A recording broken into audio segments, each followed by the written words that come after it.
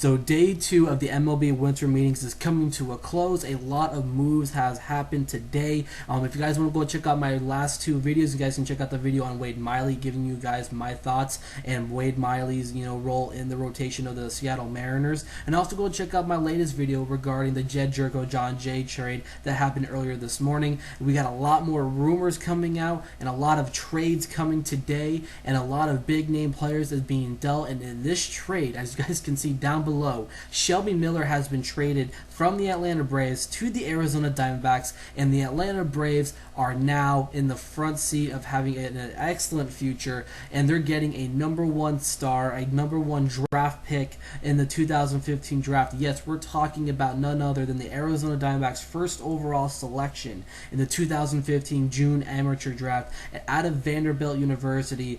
None other than Dansby Swanson. Now, joining Dansby Swanson is going to be another prospect that's yet to be announced, and also outfielder Ender Inciarte. Let's just get this out of the way. I think Ender Inciarte is going to be a guy that's going to end up being either a bench piece. I think the outfield, as it stands right now, is what's going to end up being on the opening day roster. If you look at the depth charts on the Braves website, I think that's how it's going to end up being. I think Inciarte is going to end up being a bench piece and a reserve outfielder. But we're here talking about the biggest 2 players in this deal, none other than Shelby Miller and Dansby Swanson. Now, a lot of people have been saying that Dansby Swanson is going to end up being the next Derek Jeter, and once he's 100% ready to make the jump to the MLB. Yes, he's only 21 years of age. He's my age right now. I'm a little bit older than him, but regardless, you look at Dansby Swanson. When he was immediately drafted, he went straight down to the Hillsboro Tops, which is the low A affiliate of the Arizona Diamondbacks. Only appeared in 22 games last year because of how quickly he just went straight down to his assignment. And during that time, in 22 games and getting 24 hits, he was able to come about a 289 average with 1 home run, 11 RBIs. You know what, you're not going to hit a home run every single day. He was able to squeal out just 1 home run in a 22 game period. I would expect him to have it once he gets up to a full season in minor league baseball, and once his official road to the show officially begins with the Atlanta Braves. That's going to be his home, probably for the immediate future, probably for the rest of his career, hopefully, because I think that Dansby Swanson could be a guy that can be the next Derek Jeter. That's saying a lot for a guy that has only played 21 minor league games, but he's supposed to be the biggest phenom right now in the minor leagues. I think he can be a guy a team that can really build around. I'm speaking very highly of him. Personally, I am a fan, but when it comes down to it, when you look at his, his skills, look at his time at Vanderbilt, look at the numbers he has placed on Vanderbilt, breaking multiple Vanderbilt records in baseball. He can be a big difference maker. I'm talking way down the line. I'm not saying he's going to be a star tomorrow.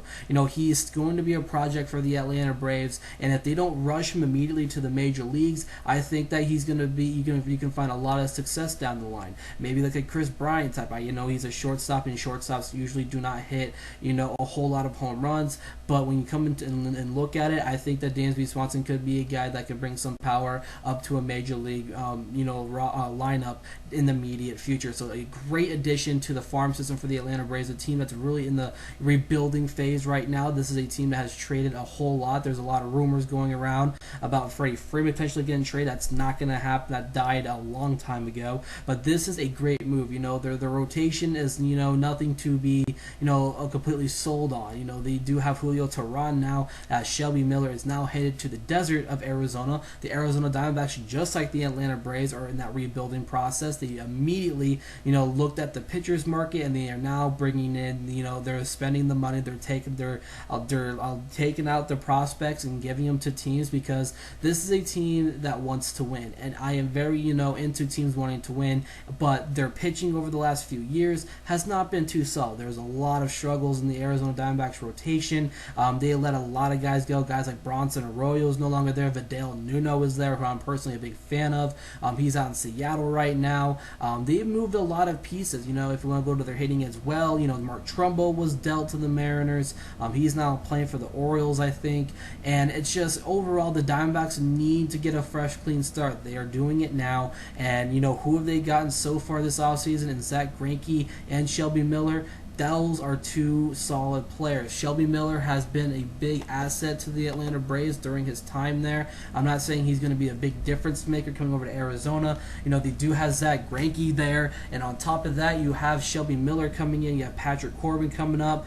When you come in and look at it, Shelby Miller's season in 2015 wasn't too hot. It was a complete down year for him, for a guy that had a solid earned run average of a 302. His win-loss ratio was 6-17. It was just, overall, a terrible look at his record. But you look at that ERA, it was a sorry, sorry performances, from the hitting. The runs were not coming up on the board, and you would expect a team that has Freddie Freeman. I know that team took a lot of hits in the late goings of the year, and probably even at the start of the year. That team has taken hit after hit after hit after hit, and now the Braves are now understanding now that they have to rebuild now. So they've given up a lot of pieces, and right now Shelby Miller, a guy who deserves to have some success. He's now going over to Arizona, a whole new look to the Arizona Diamondbacks, new jerseys, a whole new rotations being about, and Shelby Miller is now a part of that, and hopefully they can end up getting back into the playoff race sooner rather than later. Am I expecting them to be in the playoffs after this? It's setting up to be good, but we all have to look at their hitting. There's still some positions in the field that they really need to replace. They need a backup outfielder now. Inciarte is no longer there. They have some great talent all around them. Paul Goldschmidt. You should also get another catcher. A catcher is much needed. They don't have Salta Lamacchia anymore. I know they have Tuffy Gozwich, who is not your premier catcher.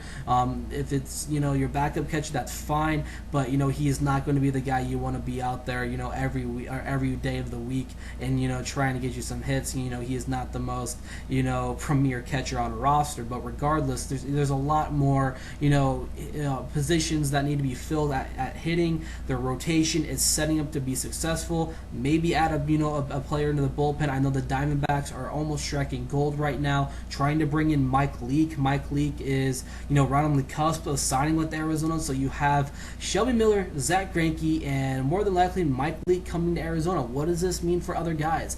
Can Patrick Corbin come back and be a factor? Where's Patrick Corbin going to be in the rotation? There's a lot of questions now. You bring in some top-tier talent, but you also have to understand, what about your other players in your rotation? There's a lot of great guys in there like Cole Mentor. You have Patrick Corbin. So, what do these guys do? Does Cole Mentor round out the rotation, and all of a sudden, once Mike Leake signs that official contract with Arizona, does that officially mean that Corbin's a number 3? I think he's a little bit more better than a number 3, but if you have him at number 3, you know what? You can have a potential, dominating rotation. I think the Diamondbacks are going to be legit players during the 2016 year. It's just a very exciting time. The Diamondbacks are making some great strides this offseason, so hopefully that they are still in the ballpark of getting a hitter, a catcher.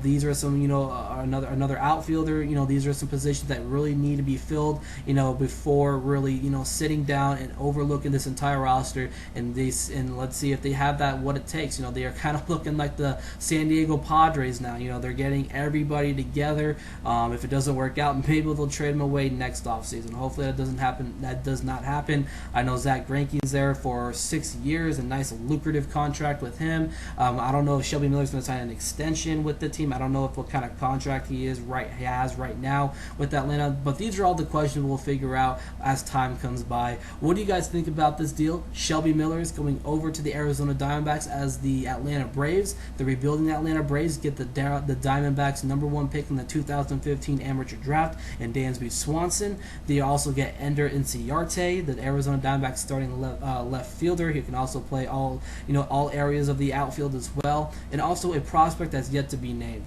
My name is Justin Kitch for the Access Sports Network. Make sure you guys go and check me out on my social media, twitter.com/JustinDavidKish. You guys can find all the links down below in the description for you guys. Hope you guys have a great night. Make sure you guys click that subscribe button for more MLB winter meetings.